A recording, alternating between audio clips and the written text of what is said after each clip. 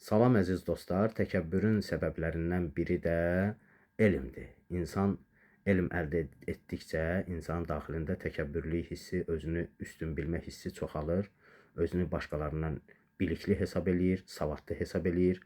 Mən hər kəsdən bilikliyəm, mənim üzr istəyirəm, ayağımın bildiyini filan kəslərin başı bilmir və s. və ilaxır.